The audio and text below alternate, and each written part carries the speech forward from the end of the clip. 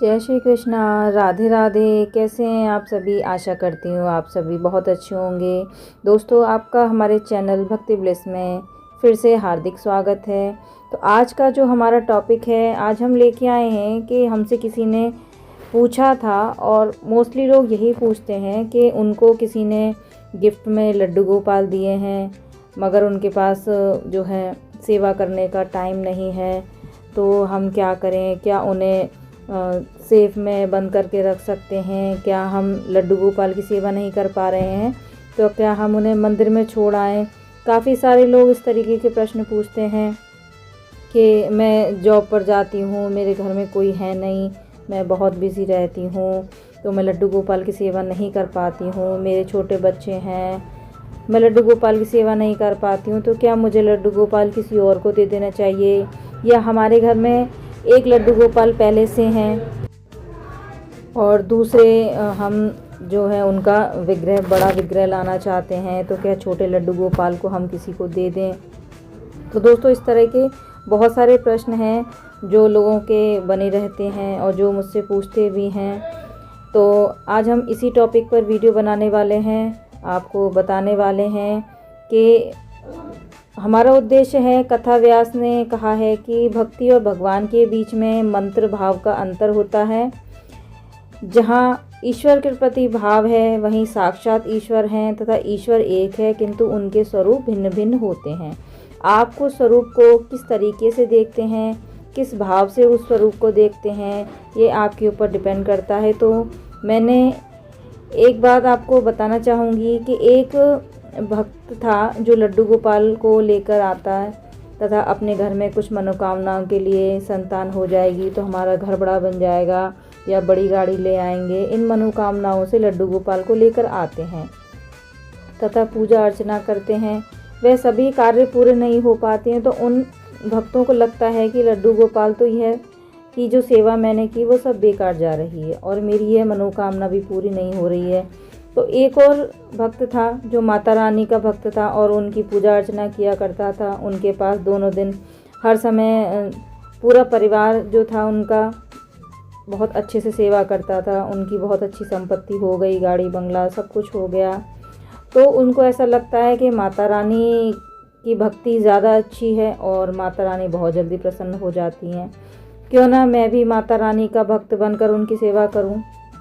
तो वह अगले दिन जाकर के माता रानी को ले आता है और लड्डू गोपाल को उठाकर उनके जैसे होती है मंदिर अलमारी का ऊपर का हिस्सा होता है उसमें उठाकर रख देते हैं। तो अब वह सोचता है कि मुझे अब इनकी सेवा भाव नहीं करनी है, तो मुझे माता रानी की सेवा करनी है और माता रानी जल्दी प्रसन्न हो जाएंगी और मुझे सब कुछ दे देंगी। तो ऐसे भाव से उनकी सेवा करने लगा। धूप दीप जलाना, माता रानी के आगे पुष्प चढ़ाना तथा भोग लगाना, हर रोज़ प्रतिदिन वह इस तरीके से पूजा करता था। और एक दिन उसने क्या देखा कि लड्डू गोपाल मंदिर के ऊपर रखे हुए हैं और जो धूप का धुआं जो होता है वह उनके ऊपर जा रहा है मंदिर की साइड में, और मंदिर में जैसे लड्डू गोपाल उसकी सुगंध ले रहे हैं, उन्हें ऐसा फील होता है।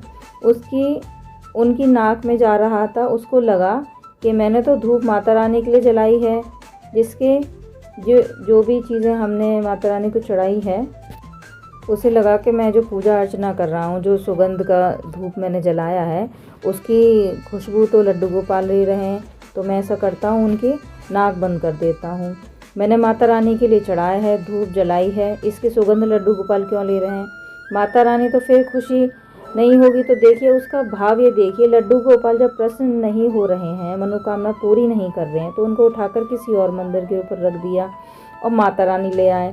तथा कुछ भक्त इसी तरीके के होते हैं। आपने देखा होगा कि जब मनोकामनाएं पूरी नहीं होती हैं तो लड्डू गोपाल के साथ या फिर किसी भी भगवान के साथ वो ऐसा करते हैं। तो मेरा कहने का उद्देश्य ये है कि पहले आपने देखा होगा लड्डू गोपाल अक्सर करके सभी के घरों में छोटे मिला करते थे, उनकी सेवा अर्चना होती थी तथा जिनके घर में छोटे लड्डू गोपाल होते थे वो सालों साल चलते रहते थे, पीढ़ी दर पीढ़ी चलते रहते थे। तो लड्डू गोपाल वो बहुत छोटी साइज़ के होते हैं, 2 नंबर के, 0 नंबर के। उसके बाद आ गया एक ट्रेन के हम बड़े लड्डू गोपाल लेके आएंगे, बड़े। अब उनकी सेवा करनी चालू कर दी। तो ठाकुर जी का जो है विग्रह का साइज़ बढ़ाने का कोई मतलब नहीं होता है कि हमारे घर में छोटे लड्डू गोपाल हैं तो हम बड़े लड्डू गोपाल ले आएंगे तो वो ज़्यादा अच्छी मनोकामना पूरी करेंगे।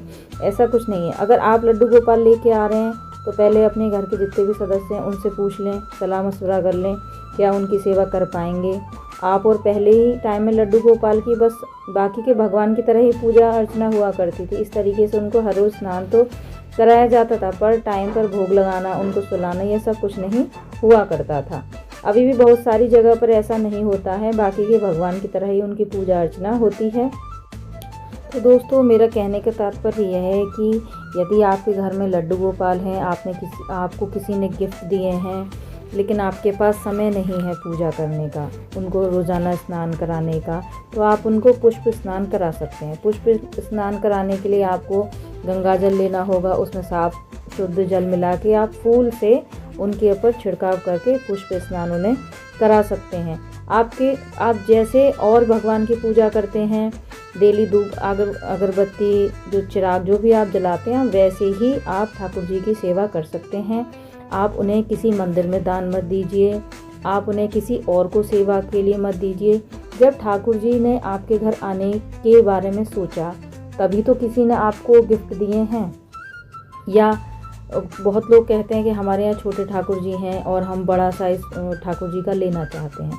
तो आपके घर में ठाकुर जी अगर बड़े साइज़ के आते तो पहले ही आ जाते। जब वो आपके यहाँ छोटे साइज़ के ही आए हैं तो जैसे हैं आप उनकी सेवा कर सकते हैं। अगर आपका मन है कि हम बड़े ठाकुर जी लें तो आप उन छोटे ठाकुर जी की भी सेवा कीजिए और बड़े ठाकुर जी की भी सेवा कीजिए। जब दो ठाकुर जी, दो विग्रह होते हैं तो हम उनमें एक को दाऊ जी महाराज और एक को लड्डू गोपाल के रूप में पूज सकते हैं। उनकी आप इसी प्रकार से सेवा कर सकते हैं। और जो जॉब पर जाने वाली महिलाएं हैं जिनके घर में ठाकुर जी विराजमान हैं, अगर उनके पास पूजा पाठ करने का या सेवा करने का समय नहीं है तो आप केवल सुबह उठकर स्नान आदि करके, जैसे आप अपने मंदिर में पूजा करते हैं वैसे ही आप ठाकुर जी को पुष्प स्नान कराकर जो है आप उनकी पूजा अर्चना कीजिए। भोग में ये है, जो भी आप सब भगवान जी को भोग तो लगाते ही होंगे, आप वैसे ही कीजिए। और आप उनको मानसिक भोग लगा सकते हैं। आप उनसे कहिए, प्रभु मैं इतनी व्यस्त हूँ, और इस तरीके से आप जितना आप पे हो सके आप उतना कीजिए। ऐसा मन में कोई भाव मत लेके आइए कि मेरे यहाँ ठाकुर जी हैं, मैं सेवा नहीं कर पा रही या कर पा रहा तो मैं किसी को दे दूँ। किसी को मत दीजिए, वो आपके यहाँ खुद चल कर आए हैं तो आप जैसे उनको सेवा चाहिए कि वो खुद करवा लेंगे। और रही बात जिस दिन आपकी छुट्टी हो, संडे हो या जब भी आपको छुट्टी मिलती हो, उस दिन आप अपने मन से रच के जैसे चाहे आप वैसे सेवा कर सकते हैं। अच्छे से अच्छा भोग लगाइए, अच्छे से नहलाइए और अच्छे से अच्छे नए वस्त्र पहनाइए। तो यही सेवा भाव ठाकुर जी स्वीकार करते हैं। और आपको इन चीज़ों से कोई डरने का कोई वो नहीं है कि आप जो है ठाकुर जी किसी को दे दें। आप किसी को मत दीजिए, वैसे ही रखिए, पूजा पाठ कीजिए रोज़ाना की तरह, पुष्प स्नान कराइए आप उन्हें, और ठाकुर जी आपकी सारी मनोकामनाएं जल्दी पूरी करेंगे। तो दोस्तों, यह थी आज के टॉपिक पर वीडियो। यदि ये वीडियो पसंद आई हो तो हमारी इस वीडियो को अपनी फैमिली फ्रेंड्स के साथ ज़रूर शेयर करें, और उनको ज़रूर शेयर करें जिनके मन में ऐसे प्रश्न उठते हैं कि वो ठाकुर जी की सेवा लगन भाव से नहीं कर पा रहे हैं, तो उनको ये वीडियो ज़रूर भेजिएगा। और हाँ, हमारे चैनल को सब्सक्राइब करना ना भूलें। मैं मिलती हूँ आपको अगली वीडियो में एक नए टॉपिक के साथ। तब तक के लिए राधे राधे।